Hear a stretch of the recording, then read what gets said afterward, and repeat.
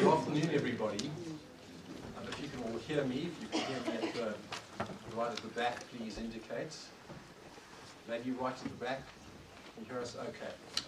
Well, welcome on behalf of the Mandela Institute. We're a centre at the Wits Law School, and today's event has been entitled the NHI Bill, Good or Bad for Our Health. I thought that was a very original title, and I've seen that everybody who's since written about the NHI has used exactly the same things. It's a bit of a cliche, but I was first, believe me. Thank you for being here. What we try to do at the Mandela Institute is to not only look at issues from a purely legal point of view, but for look at their impact on economic issues and on public policy issues. So the NHI Bill raises all these issues, and we've got a panel of people today, a very distinguished panel, who can deal with all these issues in that kind of integrated way.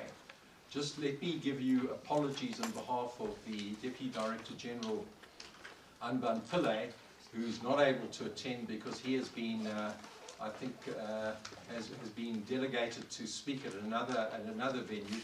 The team of the department on this is very narrow, and he's had to go somewhere else.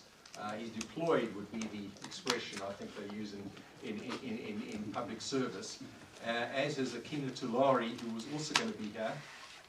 But we are very fortunate to have Nicholas Crisp, who is, who you will hear from just now, who has just come from a meeting with a minister in Cape Town, and we've managed to get him this evening. We thought it was touch and go yesterday that we wouldn't get him. We're very pleased to have him today.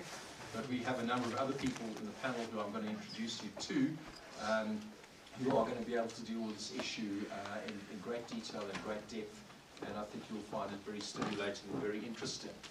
One of the reasons we have this kind of panel is, as you know from the NHI debate, is everybody who can sit down with a calculator and read some stats, essay statistics, has decided whether the NHI is going to sort of cost us triple our current GDP or not, and is opined on the matter with very little understanding of the facts and what's going on. So partly what today is about is to give you an understanding what the system is about, what the challenges are. It doesn't mean that the panel necessarily agrees or sees it in the same way, but hopefully you'll get some more information on what the topics are. A couple of years ago, in 1961, John Kennedy, when he was the President of America, made his famous speech about going to the moon. And he said, we choose to go to the moon in this decade and do other things, not because they are easy, but because they are hard. And nobody in 1961 apparently thought this was any way achievable. Well, I picked up on a website what Nicholas Crisp had said only a year ago. And he had said this about the NHI. He said, just because it's difficult does not mean that a country should not embark on health sector reform. So in other words, Nicholas and John F. Kennedy were on the same wavelength thing. John F. Kennedy, I think, had a few more years on his timeline to Nicholas, but it's the same kind of ambition. So the question, I suppose, for you tonight is, are we aiming with the NHI to go to the moon, or are we actually aiming to try to get to Mars? So let me just introduce my panel who are going to be speaking this evening. First is chairing is our dean. And I have to get this right because I'm an employee of this school. It is now described as the Dean of Commerce, Law and Management. We come second on that list. Imran Valodia, who is a professor of economics and is very well known in public policy circles. He chaired the panel on national minimum wage. He worked on the panel on the VAT, and he's worked on a number of other public policy initiatives. He also was I was formerly on the Competition Tribunal, where he's still one of my colleagues. So it's great to have him here as chair of the debate, and he's been one of the drivers of integrating an approach across disciplines in this school. Next we have, who I've already mentioned to you, is Nicholas Crisp. Now Nicholas is at the moment the consultant to the Minister of Health on the NHI. So in other words, he is somebody right in the engine room. And how much he's in the engine room, he's just come from a meeting with the minister this morning on these issues. Nicholas is a medical doctor by training, and we always like to claim people at this university as having done things for us. After his medical degree, he did his master's in public health at this university, so he's got some association with us already. He has been involved in every aspect of health, both as a freelancer, and he was the person responsible for putting the Limpopo Department of Health together. So if ever there was a tough, impossible job, it was integrating former homeland systems into other systems. And he's been the acting CEO of the National Health Laboratory, Managing Director of Benguela Health, Executive Manager at EHF Ubuntu, and now he is doing this incredibly demanding job. But I think it's in very good hands with somebody like Nicholas, who's shown that he's a can-do, practical person. So it's very good to have you here, Nicholas. You would have heard him either on the radio or in print communicating about what the NHI is about and communicating very clearly. Our next speaker is going to be Neil Kirby, who is second from my right on the end there. Neil Kirby is a director at Worksman's Attorneys, and Neil is also a graduate of this law school. He did his LLB, he's done an LLM here, and he's done a certificate in environmental law at this university. Neil is the head of the healthcare and life sciences at Worksman's Attorney. He has been very intimately involved with all the legal issues around health legislation for many, many years. He has an international reputation. He's been named as a leading lawyer in the field of life sciences by Who's Legal.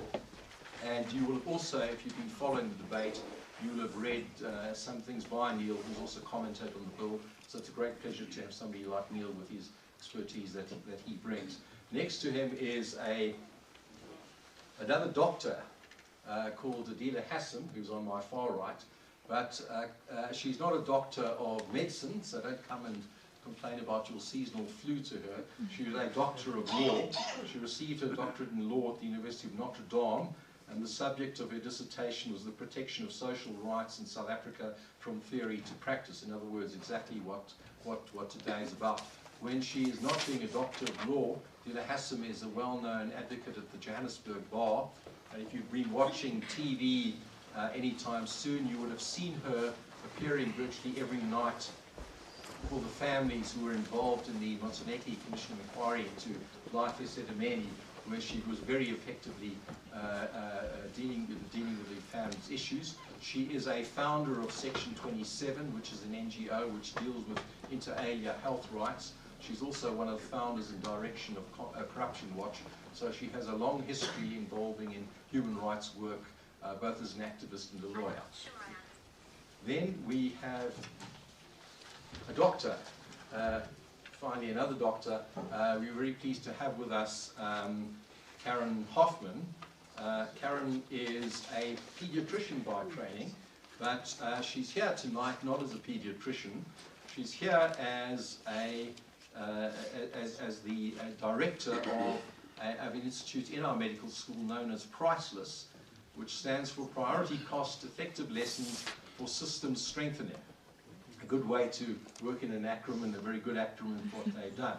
And she's also responsible for the Center for Health Economics, and they've done research into evidence that promotes how you get equitable distribution of scarce resources. Since 2009, Karen has led a multidisciplinary research team showing where South Africa can gain the biggest return on investment for health, both within the health system and across other sectors. And she's done a lot of consulting both to decision makers at national and provincial level. So Karen, it's a great pleasure to have somebody with your background here. So what I'm going to do for now is then to hand over to my boss, the Dean, who's going to chair the session today. Great, thank you,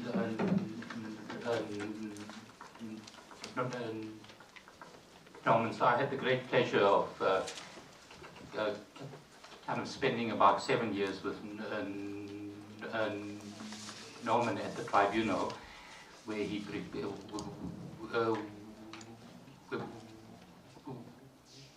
pretended there to be my boss. And since he enjoyed it so much, he decided to come to the university where, as a professor, he can really be my boss. So that, I'd like to just start by thanking Norman and his team for kind of setting up this talk today. I think that there's been a large amount of reporting in the press, large amounts of it kind of raising a fair amount of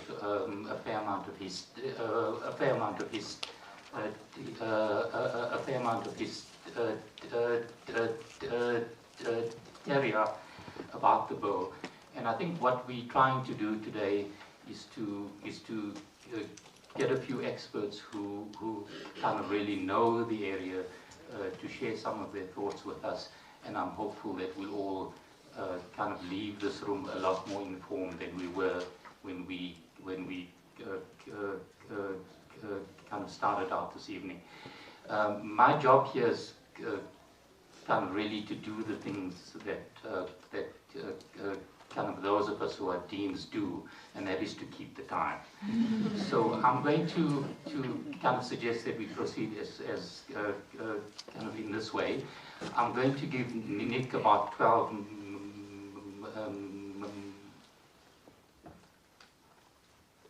minutes to set the scene, and it's kind of really about why we're doing the bill and kind of how this is going to work in practice. Then pass on to 3 respondents, and I'm going to start with Neil and give him about 8 minutes to respond. Kind of shift on to Adila, and then end with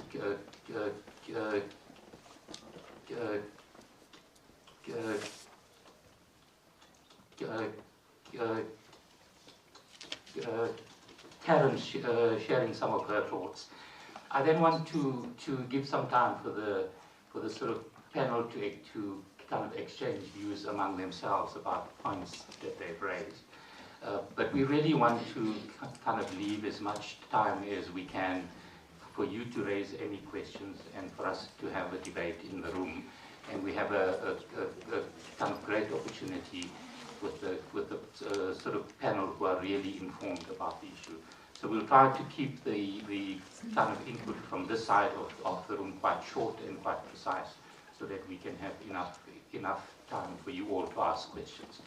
So I'm not going to take up any more time. Then I'm going to pass it on to Nicholas for him to get us started. Over to you, Nicholas. Okay, thanks. Is this mic picking up my voice? Yes. Otherwise I'll just talk loud.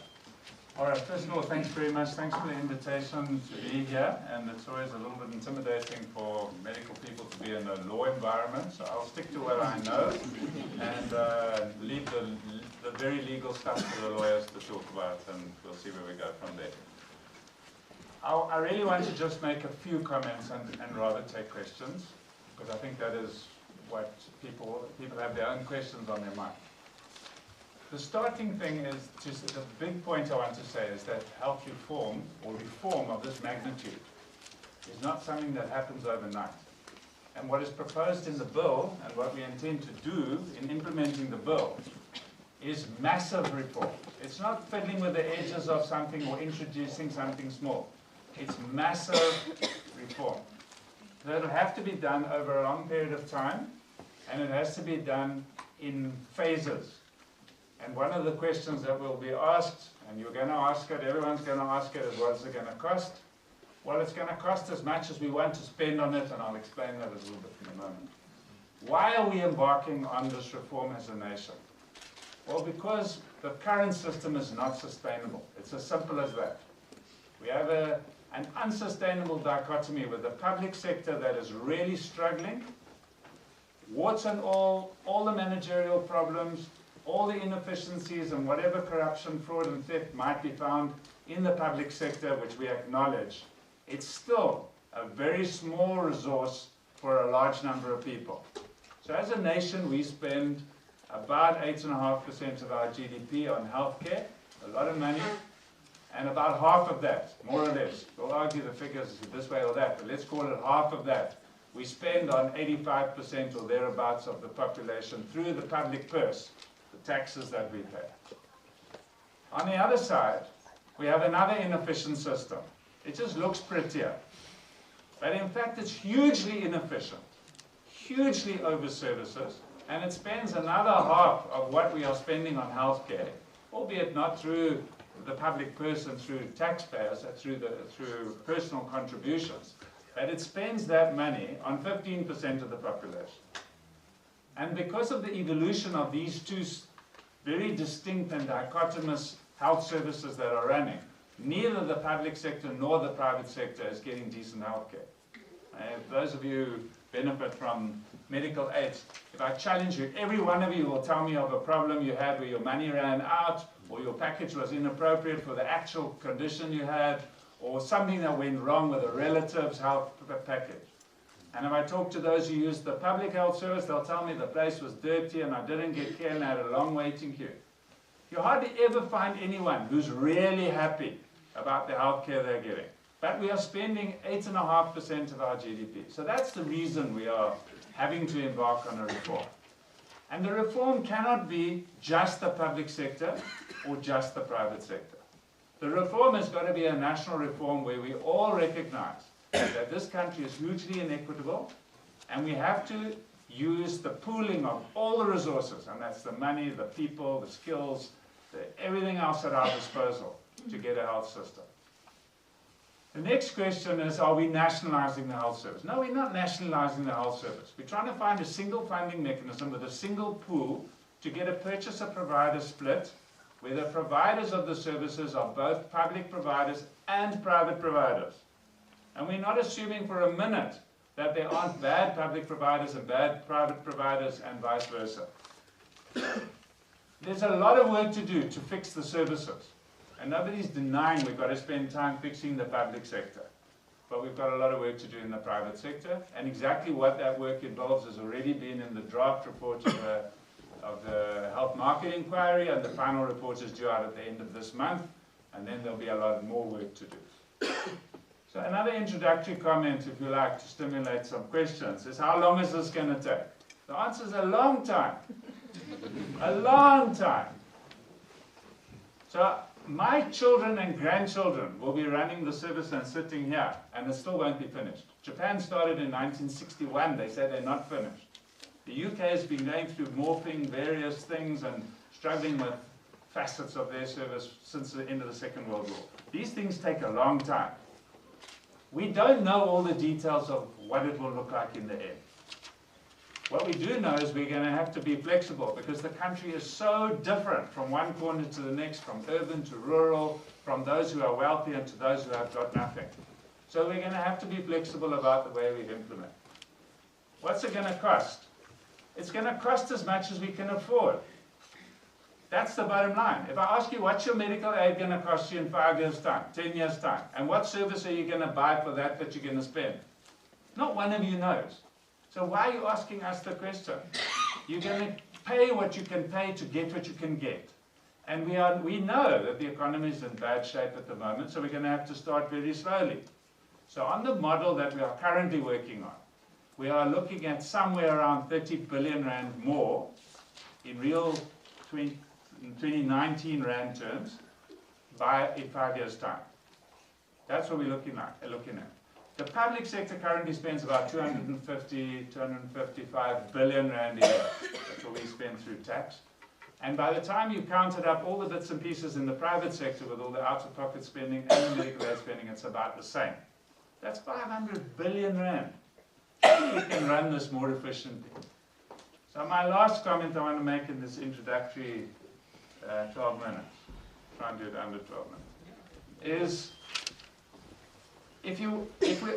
because we're embarking on this, first of all, you need the legislation to do it. And that's the bill process. It's now in Parliament. It's going to run a course. People are going to make comments, and Parliament will do what they always do with bills.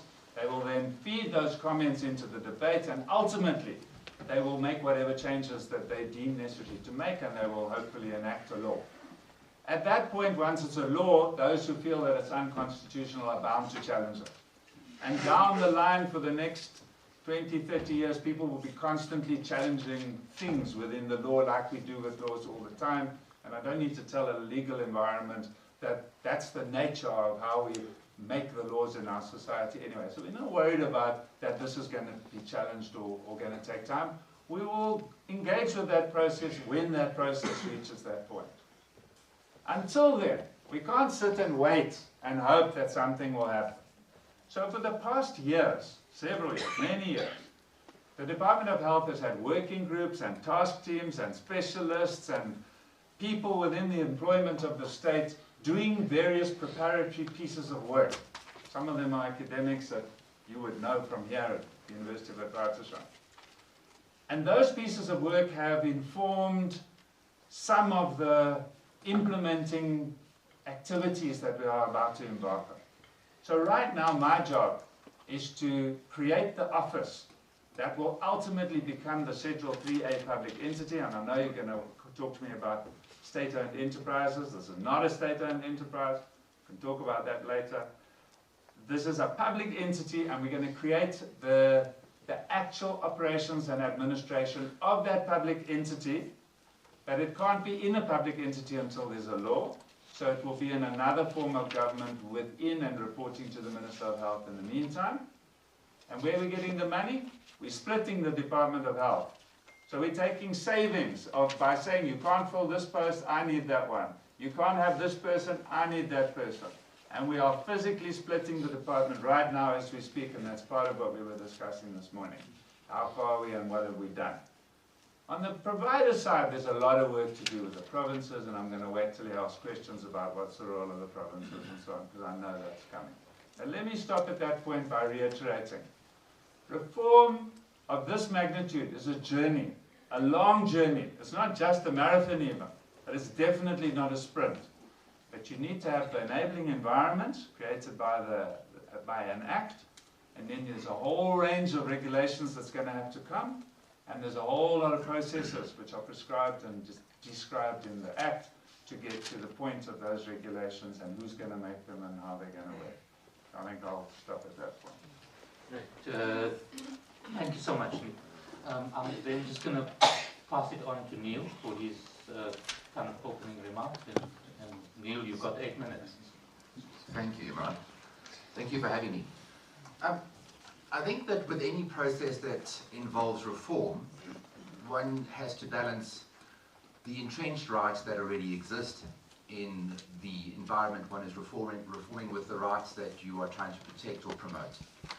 And from a legal perspective, a lawyer is always going to look at a bill that is proposed from the point of view of the Constitution, primarily because that's what we are actually tasked to do. We have to measure our legislation against the Constitution. We are mandated to do that, and that's really the role of a constitutional democracy. So at this point, and absolutely we're going through a process now of significant public participation, and the public is mandated at this point to provide comments on the bill before the 11th of October, although I have been hearing that that date may shift a bit depending on requests for extensions. But that's what the public is concentrating on, and as lawyers we are required to advise on how the bill as proposed currently, and presumably as it goes through the legislative process, the various iterations of that bill,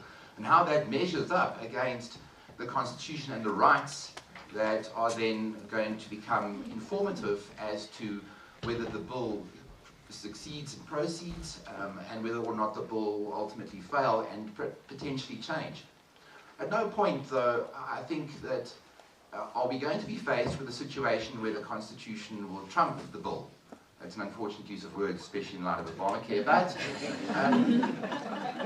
I don't think we're going to be faced with that scenario. I think there's going to have to be a blending of what is sought under the bill, in other words, universal access to quality healthcare, and the rights of every stakeholder in the process, both those in the public sector, as well as those in the private sector, where obviously there is much alarm about what is proposed in the bill, primarily because of financial concerns and economic interests. And that really is what that boils down to. Certain sectors are concerned about being forced into a public facility, and that type of panic is obviously something that would need to be dealt with in due course through a debate that happens primarily about the Constitution. But I must emphasize that this debate needs to be an informed debate, constitutionally and legally. It cannot be a debate about deceptions and panic and alarm. And I think to a large degree, at least from my perspective, that's what I have been seeing, and it's what I deal with first in a consultation that runs around this particular issue. I think level heads will prevail. If level heads don't prevail, then we'll get some level heads in court to help prevail. And that will ultimately be the litmus test of what it is that we are seeking to do as a society with a healthcare reform agenda at this point.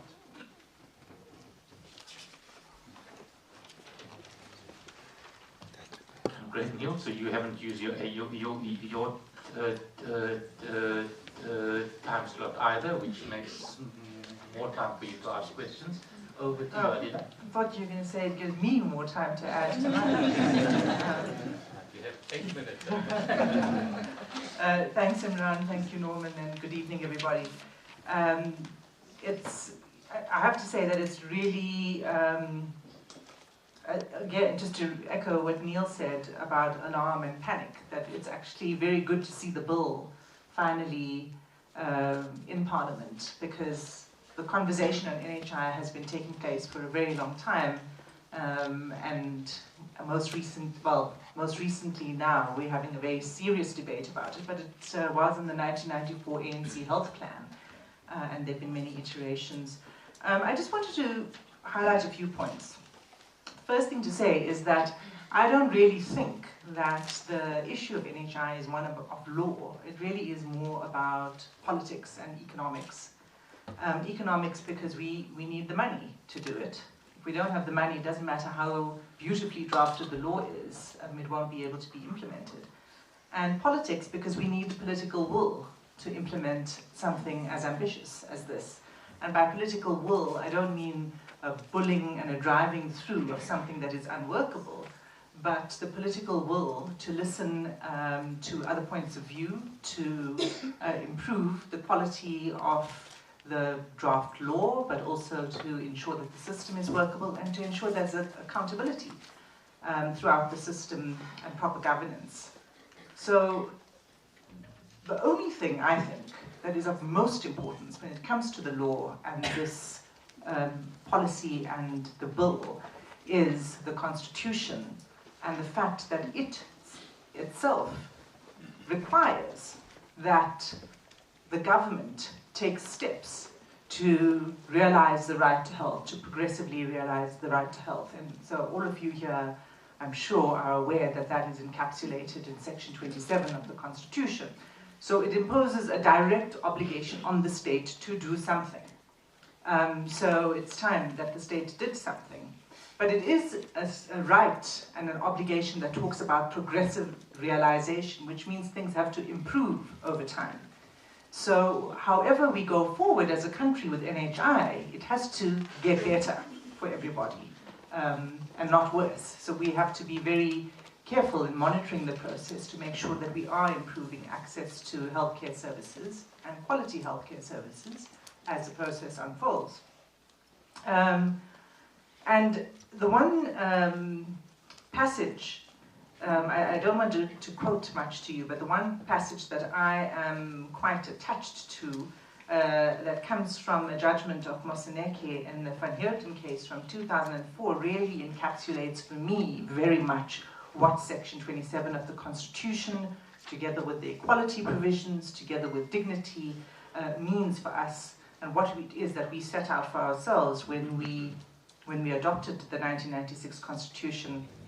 And this is what that Van Heerden judgment said, and I quote, "For good reason, the achievement of equality preoccupies our constitutional thinking.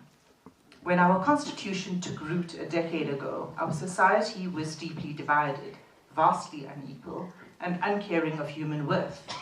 Many of these stark social and economic disparities will persist for long to come. In effect, the commitment of the preamble is to restore and protect the equal worth of everyone, to heal the divisions of the past, and to establish a caring and socially just society. In explicit terms, the Constitution commits our society to improve the quality of life for all citizens and free the potential of each person. Our supreme law says more about equality then do comparable constitutions. Like other constitutions, it confers the right to equal protection and benefit of the law and the right to non-discrimination, but it also imposes a positive duty on all organs of state to protect and promote the achievement of equality, a duty which binds the judiciary too. And for me, that passage from the Van Heerden judgment really sets the tone of what we're trying to achieve with national health insurance. And I don't think there's anybody who disagrees in principle and with the vision of what NHI is seeking to achieve. When it comes to the bill, there are just a few features that you might want to consider as you go through it. One is in relation to governance. The guts of the bill deals with the fund. And the fund is what will collect money, distribute money, determine through various committees what type of services, what package of services, what level of cover, and so on. So the question of governance is going to be critical, not only in the bill, but in regulations that will give effect to the Act once it comes into force. At the moment, the fund will be really controlled by the minister. There will be a board. The board will be appointed by the minister. The chair of the board will be chosen by the minister. The members of the board will be selected from interviews by an ad hoc advisory committee that will be appointed by the minister. The minister will also be responsible for setting up several committees that are described in the bill, like the Benefits Advisory Committee, the Healthcare Benefits Pricing Committee, and the Stakeholder Advisory Committee. It's very bare bones in the bill. The Stakeholder Advisory Committee, for example, doesn't really say what the function and purpose of that committee will be. It just says who will comprise the committee, and importantly, it's the one committee that will be representative of labour and patient advocacy groups, civil society, and health professional bodies and the like. So governance is something that I would suggest you look out for in the bill.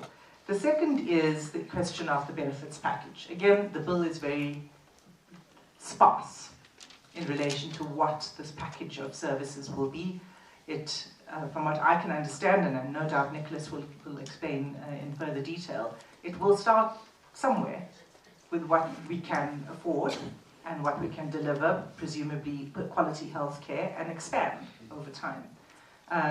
But we don't have much detail other than that in the bill.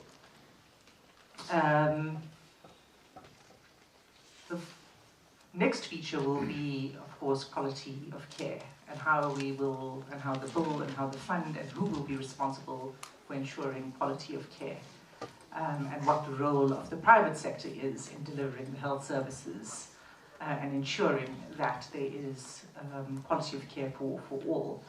And here, what's of interest to me is that even in Canada, where the system began as a universal health coverage system, there was a very important challenge to the system in a case called Chowley versus Quebec.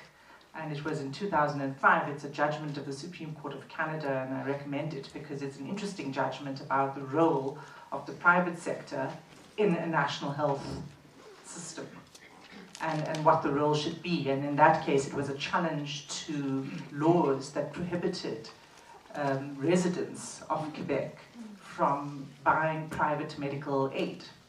And the court found that that is unconstitutional. And it was a very narrow majority judgment, but it was quite interesting in describing the importance of having both players, the private and the public, to ensure quality of care.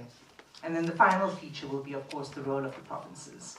The bill rides right through the provinces. It is no doubt going to raise very, very thorny issues with regard to Schedule 4 of the Constitution and concurrent competences, and whether the bill is in fact meeting those requirements. I have my own views about how far one can go within the current constitutional framework. I don't think that there's a provincial autonomy. There is a unitary system of government, So within that, there's far we can go, but ultimately, there is a very circumscribed sphere that is allocated to the provinces, and the bill doesn't say anything about that. So those are the features I'd say we should look out for.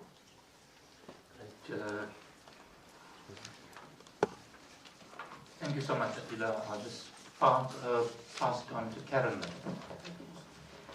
Thanks very much, Imran, and very privileged to be able to have this conversation with this panel. So many of the issues that have been raised, I just want to comment on them from the point of view of, I think, a lot of the questions from the public. But before I make the 3 points that I want to talk about, I want to say that not all of health is in the health system.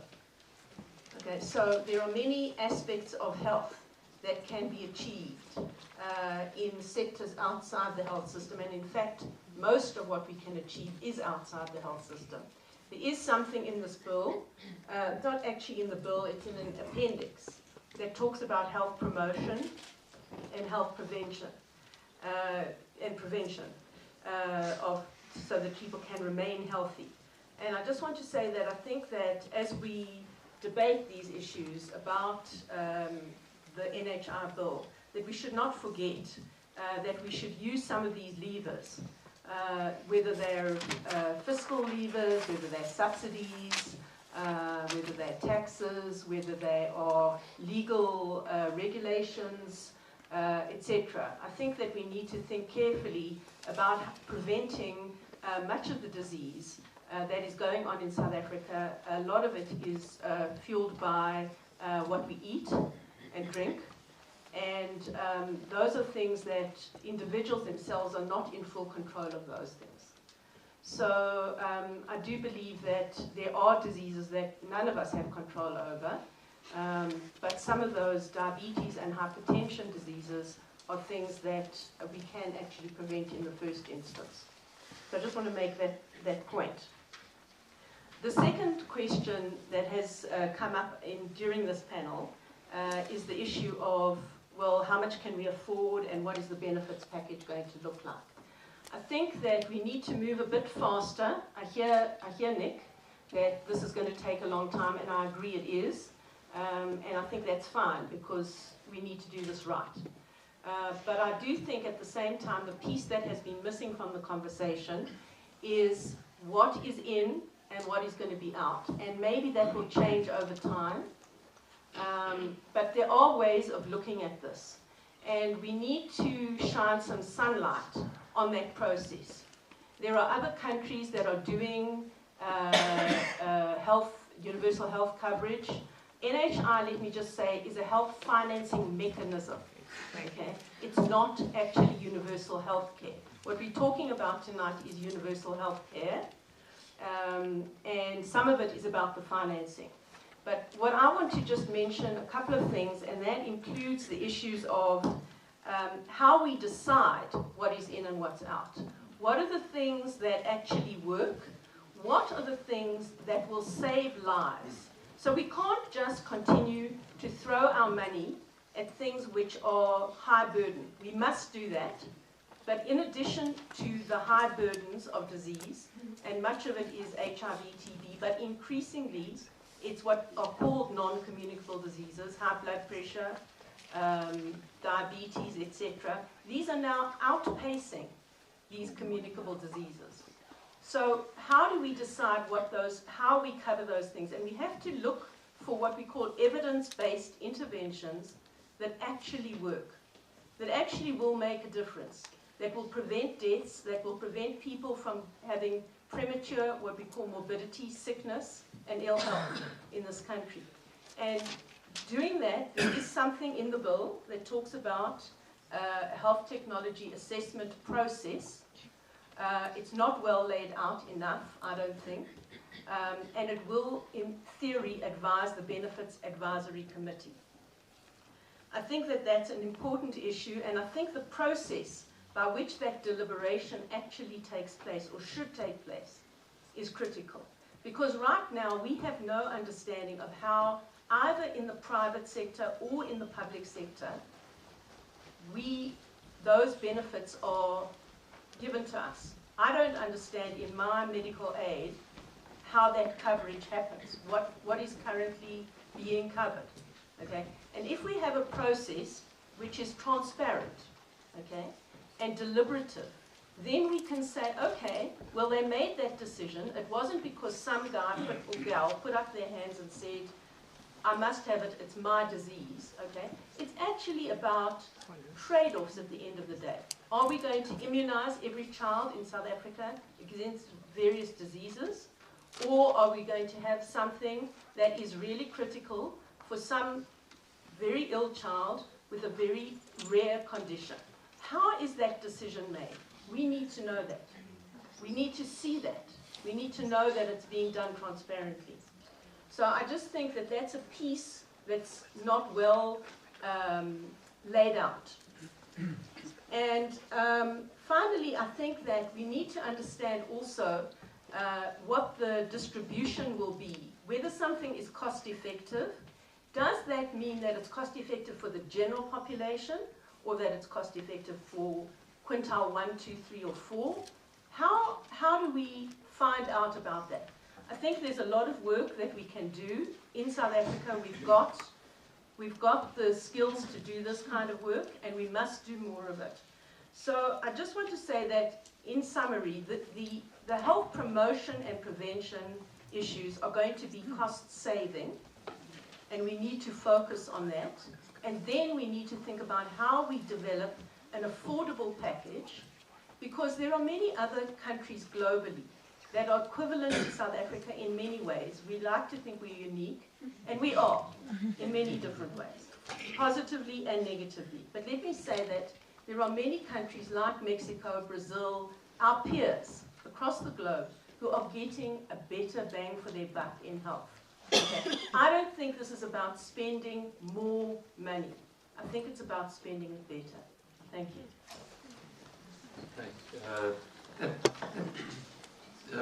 Thank you so much to all of the sort of panel. I'm going to give the panel a chance to just respond to any of the points that have been raised within the panel. But before that, Nick, can I throw something into the pot? Is one of the economists in the room. I have to say, I find the conversation a little difficult to come to terms with the debate on the affordability issue. So you have on the one hand, and you can make of it what you want, but I hear the kind of CEO of the most powerful private interest in the business saying that his estimates are that the likely impact on the taxes that we're going to need for this are a kind of 80% increase in company taxes, and the likely impact on kind of individual taxes is likely to be kind of in the order of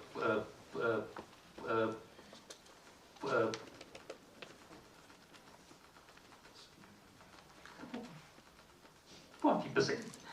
And I hear you say, well, this can cost anything we want it to sort of cost. As someone who's concerned about taxation and public finances, I have to say this leaves me sort of really uneasy.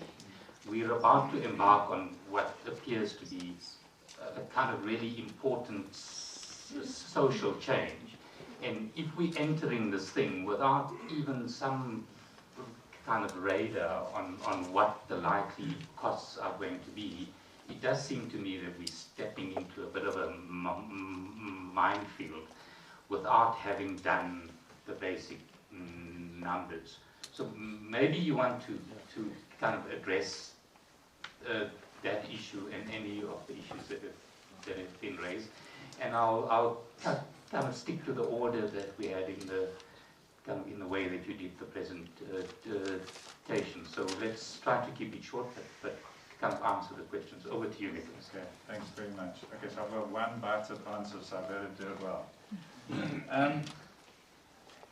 I mean, all the comments are made and all the issues that are raised are already in the public domain, are known and are of concern to all of us. So let's not minimize the fact that there are issues. I like the fact that Neil's talking about there's no need for panic and rhetoric. We've got to stick to facts, and it's the level-headed discussions that are going to make the difference. No doubt that there are things that are in the bill that mean something to one person and something completely different to someone else, and until we put our heads together, and in fact we have forums. There's an obligation on government to work to discuss things with NEDLAC, where labour and business meet. There are various other forums where we discuss with the players in the private sector, and the private sector is a very diverse group of entities with different interests, from the medical schemes who are in financing to their administrators, to people who sell medicines, to people who sell healthcare, to specialists, to whatever. And there are different forums for hearing what they think and how they react. So I just want to say I agree with you. I think that the debates that will happen, some of them will happen now during this parliamentary process, and then they will continue. And they will continue after whatever the Act looks like when it's finally promulgated, and as the clauses are implemented and regulations are made, those discussions will continue, because the devil's always in the detail. I mean, I always have a problem about entrenched rights, and I'm glad we've heard other comments. You know, whose rights are more important? And my understanding as a layman, if you like, of the Constitution is that it's always the collective right that is more important than my individual right. At a moral level, that sits nicely with me, so I quite like that. And if I have to give up something that I regard as an entrenched right now, like to see my specialist when that person's services could be better used to see somebody sicker than me, but because I like to see the specialist, then that is something that I might have to say, you know, maybe it's not an entrenched right, it's a privilege. So I think there are going to be debates about that. We are also happy to see the bills finally in Parliament, and it's been a long road since 1994. In fact, I got my first discussions on this started in 1992, and I was still working in the previous government. And I also agree that it is more about politics and economics than it is about law. There are issues of the law, which I will leave to the lawyers, but I think we recognize, certainly in the discussions when the Minister discusses with us, we know there are issues of politics here. And there are politics at different levels. There are politics at party level, there are politics at provincial, national level, there are politics within parties, and then there are the politics of the health professions and the other there are more levels of politics. And being prepared to listen is a strong point of this minister. So have we ever had a time where we were ready to implement, then perhaps now this is a good time to do it. We know that there are challenges around the issue of how that accountability works. And I don't want to go into the details of how the Public Finance Management Act steers us into a certain form of accountability and so forth, but that is, de facto, that is what's happened, and whether it should be like that or whether we should break away from the Public Finance Management Act and have a different form of government that's not governed by Chapter 6 of the Public Finance Management Act, that is a debate that will happen in the parliamentary process.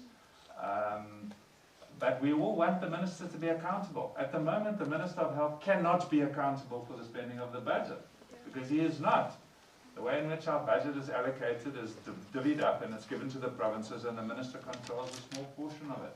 And it's very difficult for a Minister without the control of the resources, or even the responsibility for the resources, to be held accountable for everything. So I'm sure there's a balance there. We're very familiar with this, the case, the Charlie versus Quebec case.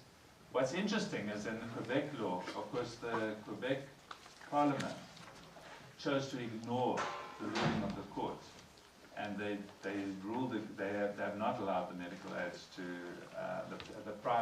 the ruling in favour of the private health provision, which I think our law works differently from what I understand. So it's just interesting that that's how it works there. The question of the benefits package came up several times, and it will keep coming up. And we already have some drafts that have been designed in the past that we are back on the table now as one of the first things in my office, if you like, as we put in the office together. The benefits package needs to be designed by health professionals, specialists, nurses, physios, people who work with patients, or they're the ones who must design the package. And then we must get to the costing of those packages and say, but this is not affordable, that's not affordable, so what are the exclusions on the packages? We recognize that, and there's a process that was in place in the past, and we now want to put it in place again formally to make sure that the benefits packages are put in place. But to go to the economics of the benefits package, if I offer you a hospital package in your medical scheme because that's what you can afford, then that's what you're going to get. And when you run out of whatever you're paying for, you get dumped in the public sector and you become a burden to the taxpayer. Like the gentleman who's in the newspaper at the moment, 15 million rand bills paid by Discovery so far, but he's only got 2 weeks on his package of rehabilitation. But he's got a lifetime of rehabilitation ahead of him. Who's going to pay for that rehabilitation? You and I are going to pay for it. Whether it was budgeted for or not budgeted for, it's going to be paid for by someone. And he may not got all he would have got had he had a bigger package with more. So what you buy is what you get. But do you need this Mercedes and this TV, or do you need this TV and this Corolla? So I think that there are choices to be made. And the reality of every country, and we heard it now when Gracia Michelle and the elders, when the elders were here, they said to us clearly, and they've repeated it to us on numerous occasions, no country has waited until the economy is right. No country has waited until they had all the money to pay for everything. And the figures that people are quoting, including people who are heads of big companies on the stock exchange and so forth, if we took the current spending per capita of 1,700 and something, depending on whose figures you listen to, in the private sector, and multiply it by 56 million people, you're going to get a figure. But how much of that 1,700 improved the health of the citizens of South Africa? How much of it was spent on looking nice? And how much of it was spent on choosing a professional who has got way more skills than you need to deliver the care? And how much, and how much, and how much? We have to manage, and Karen mentioned this, we have to manage our costs down.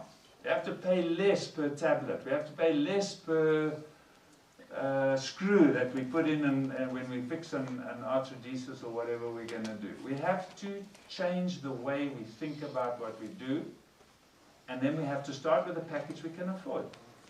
And then if you are able to pay for and buy more than that, and I want to have a cosmetic nose job or whatever, it's not likely to be in the package because it didn't improve the health of the nation. And it's the clinicians who must make those decisions about which conditions and what actual benefits are going to improve the health of the nation. So I mean, I can go to a lot more of these, but I think I should share the answers with others. Right, Neil? I think that to a large degree this is a debate. When one talks about rights, where the rubber hits the road here is the benefits.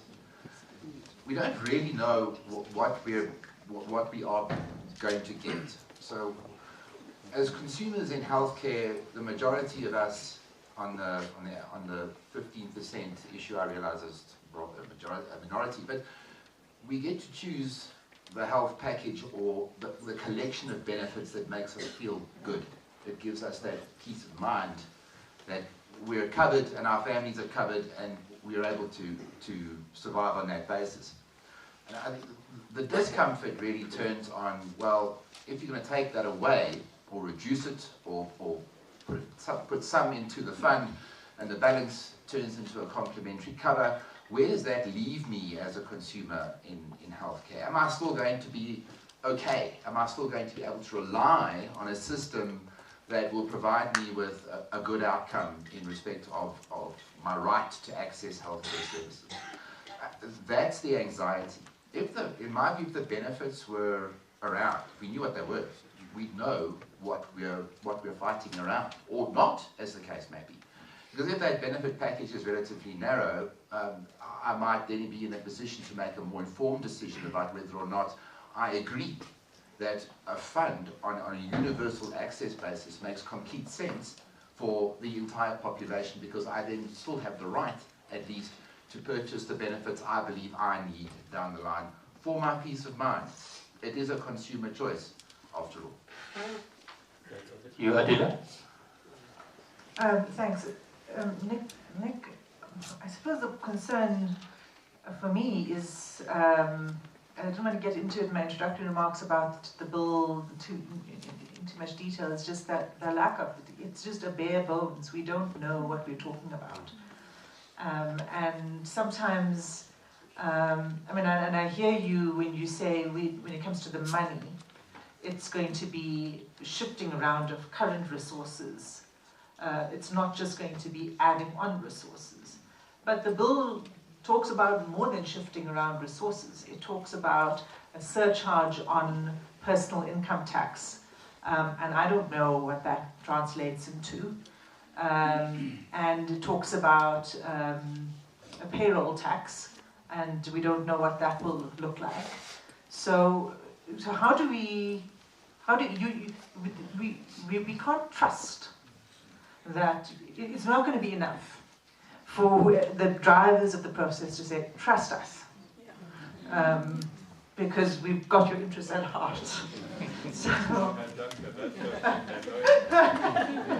we need to see more on the money front. So you haven't answered Imran's question, which is what is this going to cost?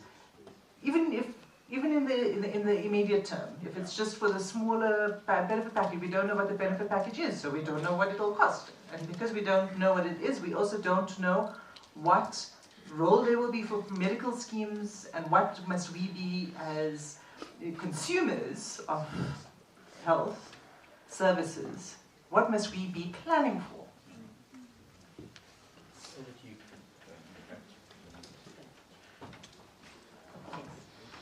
Just to say, I think this, just to reiterate really, the issue of the costs.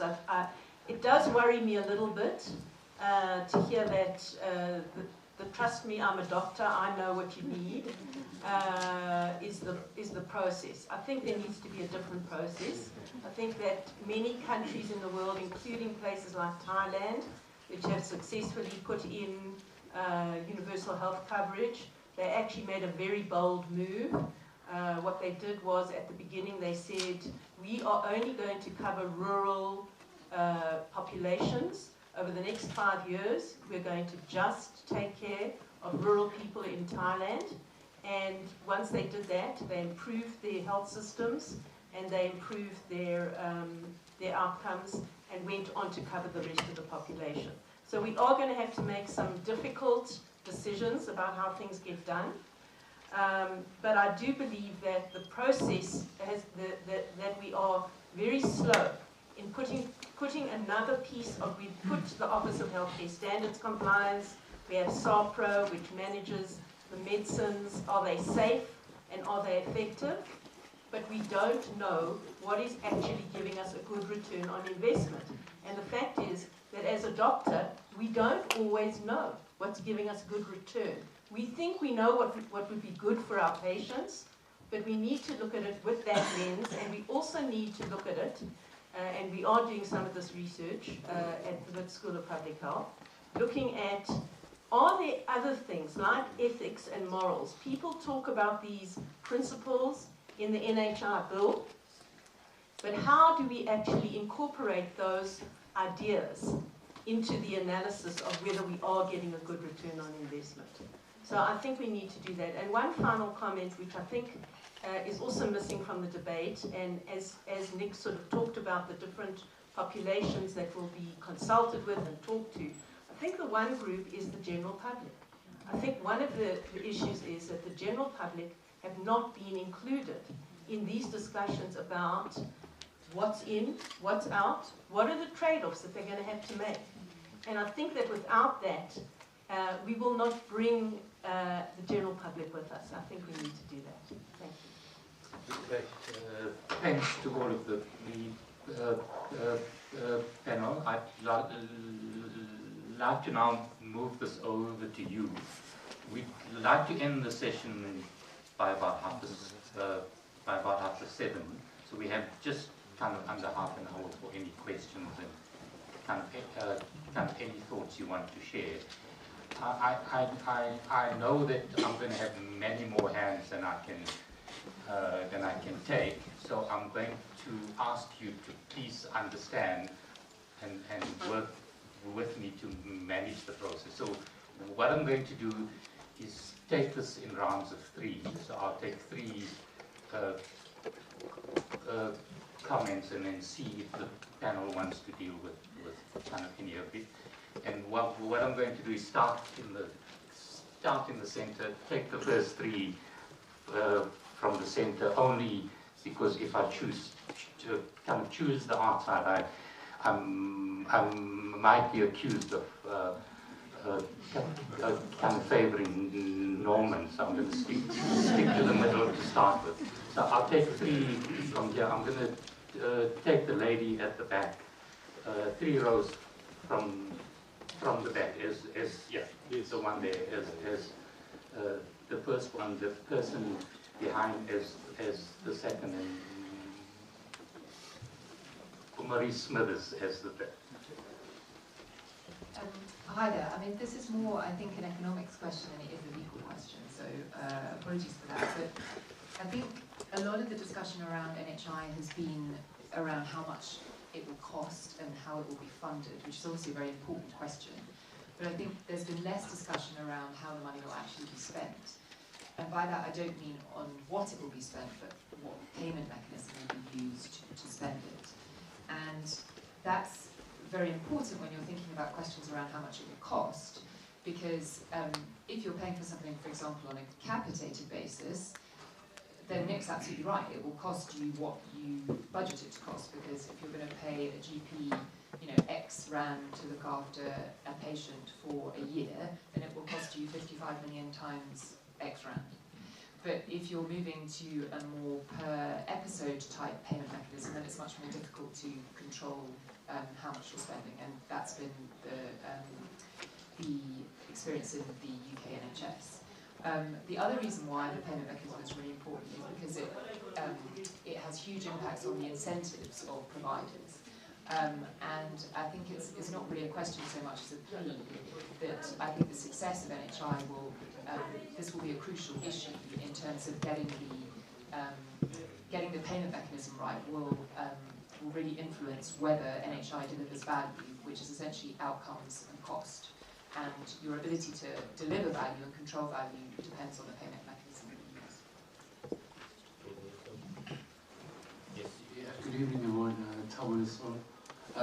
My question is from the advisor to the department. I mean, I think a lot of this conversation is still constellating around economists and their views about costing and future fiscal needs. I think I want to shift a bit away from that and ask perhaps which parts of the bill does focus on elements of HR in terms of capacity, staff needs. Because I think what is not being said in South Africa is in terms of dealing to the different disease types and non-complicated diseases or complicated diseases, that a lot of our facilities are under severe strain in terms from an HR point of view. And I don't know, are there sections within the bill that actually are seeking to address this? If you also look at the trends in terms of like unfunded posts, and maybe that's something the economists also can look at when they sort of deliberate and speculate. Yeah, maybe it's a bit of a comment there, but just directly for you there. Thank you. Yeah, I'm Marie Smithers from the Southern African Alcohol Policy Alliance, and I'm with Savira Khalidin from the National Council Against Smoking, which are both civil society lobby groups for public health. And I was very happy that first of all that Karen raised the issues she raised about health promotion, and also that there is in the memorandum which is attached to the bill, mention under the sustainability and affordability section, this idea of promoting public health. Because if we have a healthier nation, we'll have less people who want to go to hospital and then put pressure on the NHI. So I'd like to hear a bit more, because as somebody, as I did and other people have said, there's not enough meat in the bill to help us to understand how that's going to happen. So perhaps some comments on that from Nicholas. And then also, what can we do now already to start promoting a healthy nation? You know, one of the things that happened after 1999 with the tobacco legislation, banning of advertising and so on, is that we have now got a healthier nation as a consequence of that. And the Department of Health itself presented a bill to Cabinet in 2013, which was intended to ban alcohol advertising. Cabinet approved it. It's never been released to the public for comment, 6 years later.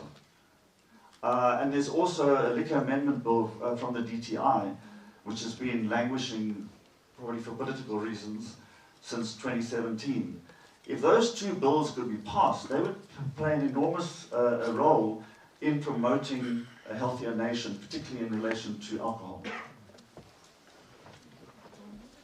Should we take some responses? Karen, you want to go first? So I just want to respond to the issues around the levers around alcohol, tobacco, sugary beverages, whatever it is. We can do things and we should be doing them now. The issue is there are a lot of vested interests, and one of my concerns in South Africa is that the National Development Plan that talks about many of these issues is not harmonized with each other. So the Department of Trade and Industry, for example, needs to be brought along to understand that the health of the nation is the wealth of the nation, and it's going to prevent many of these conditions for the future. And we can start, and we should be doing it now. I couldn't agree more. Thank you. Okay, thanks very much. I'll just second those comments. As a public health specialist from FITS, I can't not endorse them very strongly. Okay, so the question about how we pay, you're absolutely right. And there are two main payment mechanisms. Well, there are three payment mechanisms. One is to pay a portion of the money directly to the provinces, still through probably in the initial phases through an equitable share, to pay for things like ambulance services, mortuary services, those kinds of things. And there's a whole range of them. The second one is capitation. And there's been a whole process going on for a long time, and the much criticized pilot projects, and there are further rollouts of some of the things that actually went quite well, and what we learned positively from those pilots for GP contracting and looking at how to manage and what to pay in terms of capitation. So there's a portion of that, and that links to the positive way in which we look at health rather than reacting to when you've already got sick. So making sure that now the public health rather than the social determinants of health and the other public health interventions, but the immediate public health interventions are taken care of through capitation. And then there's the episode type global payments. There was a project, there have been a number of them, and we've learned quite a bit from Australia, Germany, and a number of other countries about diagnostic-related groups. Now, I know it's not the only possibility, but some work quite a lot of work, in fact, has been done on that. If one switches from the current method of payment in the public sector, where you see the patients you see and you fit them into your budget somehow, and you overrun or you don't overrun in your budget, and you try and squeeze it, and this relates to personnel as well. And we shift to a mixed payment, where part of your funding is coming through an equitable share or a baseline to cover, let's call it the overheads of running your infrastructure, but that we are paying for actual case mix. And what exactly that case mix is, then we obviously have to have the benefits package, but not just the benefits package, but details about exactly where the cutoffs are and what you are seeing and what the remuneration levels are. So I don't need to tell you how, that it's a long, hard job to put together diagnostic related groups, but that is where we're going to move towards. So there'll be a transition period, and that's why over the next 5 years we needn't necessarily see a massive increase in spending. We need to see a massive increase in improvement in the way in which we pay. And it might take a year or two to develop some of these and implement them in 10, 20, however many hospitals, manageable hospitals, see what works, check whether we've got the price levels right, and so forth. So yeah, there's a long road to go and get in there, but you're absolutely right, that's you again. The last question about staff needs and HR capacity. Now I'm not sure if the article that or the editorial that I drafted ever found its way into the media. It might still be on its way. But there are lies, there are damn lies, and there are statistics. The famous Disraeli quote. And unfortunately, that we are seeing people, as part of this rhetoric and the panic that's being created, putting so-called facts into the public domain about posts and people and all kinds of things, and that the public sector has reputedly got 72% of all the staff anyway. Yeah, but they're community health workers, and they're admin staff, and there are other lower paid workers that the state uses assistants because they can't find and can't employ professionals to do some of the jobs. In fact, close to 70% of all the specialists, and they're the ones who are driving the cost in the private sector, and I don't say that, that's what the reports say, are in the private sector. Now, if all those people were available to everybody in the public and the private sector in a more equitable manner, and really for the skills for which we spend a lot of money training them, then maybe we don't need as many people as we think we need. I have no doubt that we need more staff, and certain kinds of staff. So on Monday, the Human Resources for Health in Durban took place at the airport. And there are a whole bunch of working groups, and there must have been, I don't know how many people were there, 200 people at that forum. Some of you I see sitting here were present there. We're battling with trying to understand which, have we got the right mix of staff? Have we got the right mix of skills? Are people able to do what we think we need them to do to meet the benefits package? So all of these things are interrelated. The unit cost of our staff in this country, in the public sector, is very high compared with other countries. We're spending 72% of hospital budgets at the moment, on average across the provinces, on personnel, cost of employment. It's very high. In the private sector, it's even higher. So we spend a lot of money on people. How do we get it down? Well, we've got to work with our colleagues in labor, and we've got to find more efficient ways and better ways of skilling people and remunerating and rewarding them for what they do, and measuring output better than we measure it now, and obviously outcomes. So I mean, it's a very long discussion to answer all the questions, but you're absolutely bang on that that is an issue and it worries us. Okay, so let's take one round from this side. I have Shabir, I have the person with the black t-shirt in the front here. Can I take someone right at the back? The gentleman right at the back there, his hand really high. Shall we start with you, Shabir?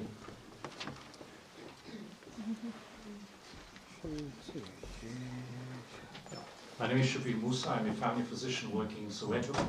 I just want to say I'm a fan of the NHI in concept, but I struggle with the rhetoric, especially the rhetoric that you put forward about the public and private sector.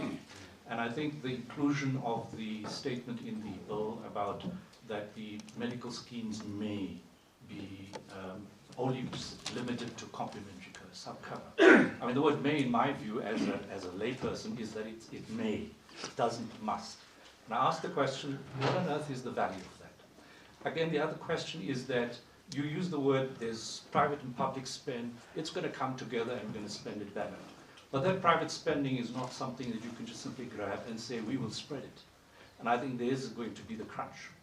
And I think that the challenge in the NHI is going to be to say, yes, we as the public service are actually expanding the way and changing the way we function with public service. We're going to move away from budget type approaches to strategic purchasing, which is the principle, which means that we're going to contract with not only the public service, which now needs to be held accountable, with the private sector. So effectively what we're doing is trying to bring the private sector in to be able to improve the resources and elevate the quality of care. And of course, the resources will come to bear. And I think that is the question which we're all battling with. But I think that rhetoric is a huge problem for me, and as a big fan, I find it quite unhelpful. What I think the question is going to be is that if you're going to ask, how do we go about this process? The bill itself is actually just about setting up the NHI fund. And I think that it's a step. All the other questions are going to be part of the next few steps. But the bill is just saying, here's an NHI fund, it's there, what needs to happen to allow it to function? And it's going to start, like you said, in a very, with pilots and setting up in a more coherent manner, but not just blasting out and creating this. And I think that to us, everyone, is a key concern. What is the implementation plan? And surely there's some sense of it that should emerge to preface such a bill, so that one has a sense of where we're going instead of having all this alarm for nothing. I think that one of the key problems in the bill that I have, and I've written about in Daily Maverick, is that there is this problem of administration. Kwame Tulare insists and got very upset with me when I said, why not take the administration and do what GEMS does, which is to outsource that to the private sector and let them run it and create provincial markets which would allow them to actually compete amongst themselves to deliver. GEMS achieved a 15% to 5% reduction. She's confident she's going to achieve in 3%. I really wonder about that. So I think there's some challenges. One more question and finish. The other problem is that I'm wondering about the CUP. It's a body that's there, 200 odd such structures suddenly are contracting. Local governments in our country can't even do this basic stuff, and you're going to set up de novo and expect it all to run. And I really wonder about that, actually its value. Is it part of the NHI or is it part of this public service structure? So I think these are problems that we need to think about. Thank you. Thank you, the lady there. Hi there, thank you. I'll add on to the local government. My name is Councillor Ingrid Rains and I'm the chair of the Health and Social Development Committee in the City of Johannesburg. So I have two questions. One is particularly about the attrition of staff at local government level and the fact that the nurses have to see so many patients, and that's one of the reasons that they leave and that we get so much of a turnaround of staff. So where will NHI actually create a unit labour cost so that we can actually start saying that this is what a nurse does, and this will be able to even much more the spread of what nurses earn to be able to improve the quality, because that's a big, big issue within Johannesburg. And then the other thing I've got, and that leads to, if we believe in the social determinants of health, and if we believe that healthcare is also not just the institution that we go to when we're sick, but the environment we live in, and that's where local government has such a large role to play. Will there be some kind of public health institute where data is freely shared to all political parties and to all people involved, so that from a governance point of view, but also we can actually then plan budgets so that we know where the deprivation is, where does the sewer need to be fixed, where do we have to put in electricity, where does the rubbish have to be collected, if we understand that that's a great determinant of health and bring down the cost further down. Okay, the gentleman at the back. Thank you, Chair. Thank you for arranging this. This is a very valuable opportunity for anybody to get a sense of what's going on. I want to say that I'm deeply unimpressed by the way the Department of Health has handled this. And if Dr. Chris can take that back to his principals and the rest of his colleagues, I think it's clear from the responses in this room that there are so many issues out there, and it's not hysteria, that you simply haven't addressed in the bill. And it's hard to understand that if you could anticipate these issues, why didn't you deal with them? Yeah? What were you doing? More than that, if we've had this discussion for so long, how could you bring us a bill through which you can drive a truck on many issues? The provincial component of the bill is like, it's nothing. Absolutely nothing. The bulk of the money goes to the provinces. The provinces are a sinkhole. There are vested interests in the provinces. Surely we need to know how we're going to how is that going to be managed. The last thing I would want to say is take us into your confidence. Take us into your confidence. It's been said already. Yeah? Take us into your confidence. Do not stand up posturing and basically giving us PR statements. We're more intelligent than that. Yeah. Ordinary South Africans are more intelligent than that, and they deserve better. Educate us in this process. If there are examples in Mexico or Thailand, tell us about them. Tell us how they work. Tell us what doesn't work. Tell us what the options are. Yeah? Don't use this as an opportunity to simply ram something through because we haven't been able to do it in the last administration. And that's the embarrassment. Great. Thank you. Thank you. In the time that we have, we're not going to have another round for questions. So I want to give this side of the room some say as well. So I'm going to take the lady at the back with the black shirt in the front and the lady in the front here. And then we'll come back to the panel, and I'm going to have to close that. Great. So over to you first. Now I think the lady yeah. If you could just pass the mic, you next. Thank you very much, Chair. My name is Precious Robinson. I'm working for Right to Care, a friend of NHI. And for me, as a citizen of this country, I think NHI couldn't have been a system that we needed. But to Dr. Crisp, I want to find out. I hear about Canada, I hear about Brazil, Mexico. This country has started piloting NHI in certain provinces. What is on the table? What are the lessons learned? And what is it that you think we can learn that will reassure the nation that this is going to work? The second thing is, I'm worried as a taxpayer when somebody starts talking about salary pay, whatever, tax, when I'm already overly taxed. I'm worried. The reason I'm worried is, let me finish. The reason I'm worried is, why do you have to increase tax when you have rightfully said you are already funding 85% of the population from the 8.5 GDP that you are having? And all of us here know that every year there are reports that every province has underspent, or they have used the money for other things other than health, or else there's just, I mean, we all know. Why are we not going back to look at the current budget that is there in billions to see as to whether it can start this journey that you rightfully said, it's a long journey. It's only when you think the money is not catering that you can start threatening us with tests and other things. The last thing, thank you very much, I'm a comrade. The last bit is that the health system as it is perceived to be failing. But to me, it's not failing. It's just maladministered. You are paying 85% of the budget for salaries. What are you paying for? When the quality of outcomes that we are seeing, it's actually litigations. It's actually us paying more of the litigations that are coming out of the very same 85% that you are paying. Why are you paying it? And the 15% you are talking to, it's actually bringing better outcomes whilst it's underutilized.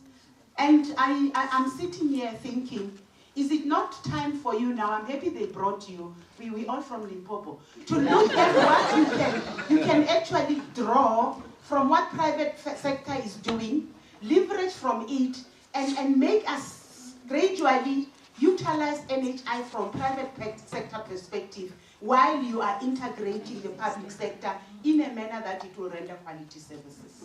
Over to you, Muriel. Good evening, everyone. My name is Luzibo, and I just have two comments. Firstly, as an immigrant myself, I would just like to remind everyone that there is something which I will term medical immigration. So immigrating for medical services alone. Are we taking that into account as we think about this, about the funding, about everything else? Are we taking that into account? Because at the end of the day, it will affect outcomes. Second comment is there is a section, again you said this is about politics and economics, right? There is a section of health that is not being thought about in my point of view. There's a section of health that's not being thought about, and that is mental health. We're not touching on that, we're pretending like we can't see it. And yet, even within this institution, we have admitted that mental health is a problem. Are we thinking about that? I understand that the package is not there yet, but I'm not even hearing mention of mental health. Thank you. Okay, thank you. My name is Manini Molazedi. I am from Priceless. Karen is here representing us. And really, I think for me, I've heard a lot of things, but what I am still yet to hear from the panel is what the role of primary health care is. What is the role of clinics in this country, in the rollout and the success of the NHI? A large proportion of the population's first contact with the healthcare system is through clinics. So I was hoping that it would be better articulated to us what the role of clinics will be in the rollout and the success of this program. And that's it. Thank you. Right. So Nick, I think you're in the hot seat, so I'm going to give you the last word. I'm going to start with Adila, Neil, Karen, and then and then you can answer all of the questions. I understand now why your colleagues from the department pitch up today. So sorry for you. I just want to, I mean, all of this is just, it's obvious how much more work there needs to be done to bring people on board. So, and I hope the department reaches out to all of us to assist in the process. And yeah. I just wanted to answer the question in relation to immigrants and medical immigration. The one thing that the bill does deal quite well with, I think, is population coverage. So if you have a look at Clause 4, it sets out quite in some detail who's in, who's out, and for what type of services, emergency, basic. I mean, of course, there's some definitional work to be done, but it's there. I just wanted to answer that question on behalf of Dr. Chris to try to assist him. And then the final thing on the health promotion thing is that, you know, after having been in the SCA a week or so ago in the Kamape matter, what I haven't heard either is what the other departments are doing to get involved and behind this. And for me, education, the Department of Education is crucial. Nutrition for young children will improve our health outcomes. Water, soap, and sanitation will improve our health outcomes. It won't only just prevent our children from drowning in feces in the toilet, but it will promote our health outcomes. Thank you. I do agree with what's been said. I think we're going to have to start with the right to information. I think that's going to quell a number of fears. I think it's going to address a number of concerns, and I think it's going to direct the debate in the correct direction. In relation to primary health care, my reading of the bill as a lawyer is that it's pretty central to the entire process. I think that that's where it begins largely, and to a degree the initial phases end. Primary health care seems to be the focus of what it is that is going to be started with, at least for purposes of the benefits package for a national health insurance scheme. I want to address just two comments that I heard. One is, this sort of need for information in the public domain, and a repository for that information, I think, is critical. I think there's a lot of information that is tightly held. It's actually been funded by the public purse, and we need to have that easy access to that, so I would agree with that totally. The other point that was made was how wonderful the private sector is. I beg to differ. I think that we think it's better, but actually in many cases it isn't. And let me give you just one example. So in the private sector, the C-section rate is something like 70%. Okay, it should be closer to 15%. So what is really going on there? Okay, is that about money? Is it about profits? What is it about? Okay, so I'm just suggesting that yes, we walk into a shiny, blingy hospital and it seems better to us, so the experience of actually going to the hospital feels better and there's not a long waiting time, etc. But I just would offer you that there is a lot of what the health market inquiry, the first iteration, talked about, which is supply-induced demand. And there's a lot of profit being made off our backs. So don't make an assumption that the private sector is so great. Thank you. Over to you. Okay, thanks very much.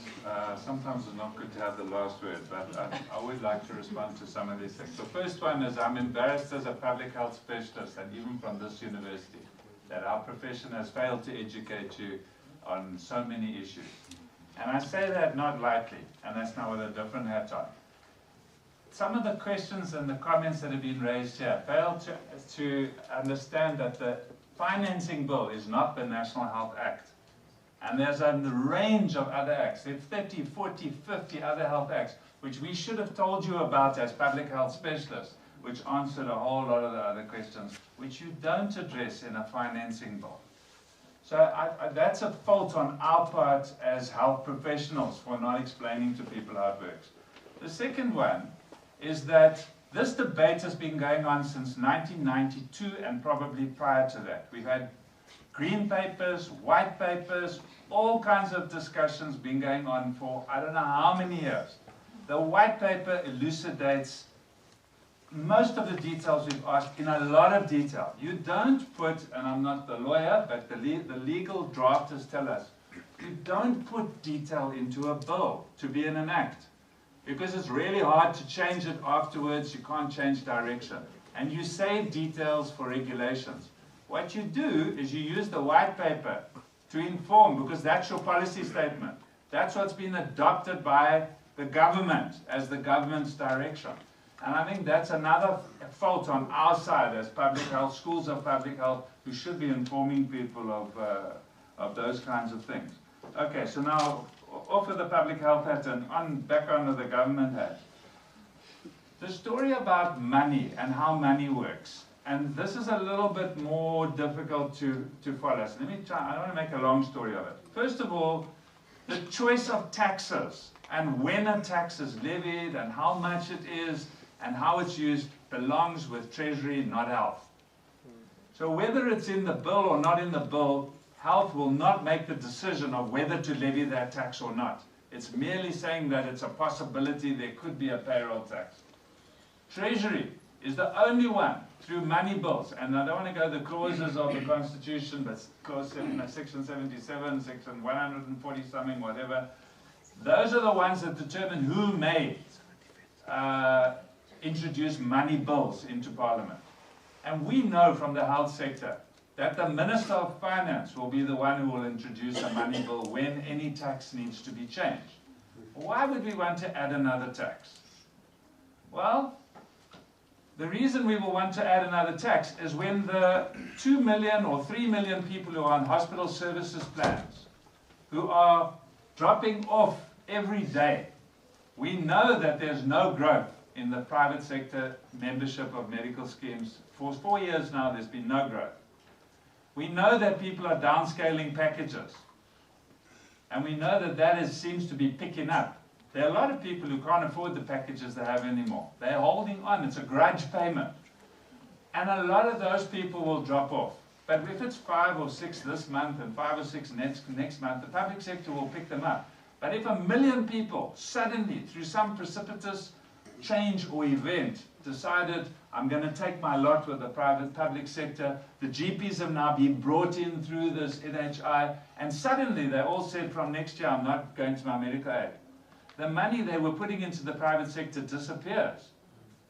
Where's it gone? It's gone back into your hands, in your pocket. Now where are we going to get it to pay for that extra million people in the public sector? So it's balancing that. That is a close collaboration between Treasury, Health, Council for Medical Schemes, all the players in the sector, watching when.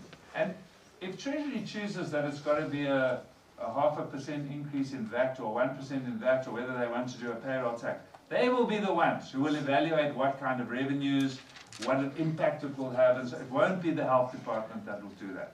They've told us straight that they will not ring fence anything, even if they raise a payroll tax as a result of this bill, and that clause may or may not be in the bill when it becomes an act. It is a possible means of tax. Even if they did, they will still pool it. They're definitely not going to ring fence it, and they've got very clear reasons why they've told us that. Okay, so I think, look, a lot of the comments that have been made are things that we've heard before, and the criticisms are valid. We know that there's work to do, and there's a huge amount of communication got to happen at a lot of different levels. 1 million pamphlets were distributed in the last couple of days. They probably haven't reached people or patients yet. They're in 11 different languages, and they've gone out with just the basic answers. It's not the majority of South Africans who are anti-NHI, by the way. It's a large portion of the 15% that are anti-NHI. And we understand that. You're touching on my rights. You're touching on what I'm used to, whether it's a right or a privilege. And so we expect people to be anxious about that. And the criticism is valid. We need to find other ways and better ways and more ways to communicate with people, to tell them that the changes that are going to happen are going to be happening over a period of time, and what those changes are. I don't want to rehash all the things we've already said. I think it's been very useful input for me as well to feedback with my colleagues, and I thank you very much for the forum. Adila's been shouting at me from the side, and since we're in the law school, I think it's appropriate that I give the lawyers the last word. So Adila, come short. So sorry to do this, Nick, but I just have to correct you on this. But you're quite right that it's National Treasury that will have the responsibility. They are the only entity that has the power to introduce a money bill. However, this bill says explicitly, and it's under a heading that says chief source of income. It says that the money that is going to be collected must be appropriated from, and then it lists different forms of sources of revenue, including payroll taxes, personal income tax, and so on. So it's not leaving it up to something else. It says very explicitly it must come from those sources. Do you want to answer? Yeah, no, I know it says that, but it's still going to if that clause is still there when it's an act, it's still going to be Treasury that implements those portions of the act. It won't be helped. I'm afraid we've now used up more than the time that we have, and we're standing between you and some snacks and drinks, and I hope someone has thought about the sugar content and the health that we're going to share with you. But can I ask you to join me in just kind of thanking the panel?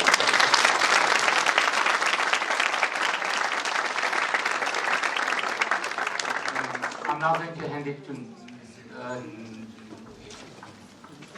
Norman to just do a quick vote of thanks. Norman, over to you.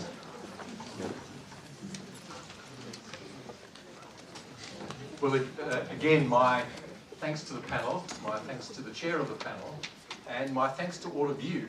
I know it's not easy to come to this university at 5:30 in the afternoon on that highway, which doesn't move, but hopefully our NHI is going to move more quickly than that highway.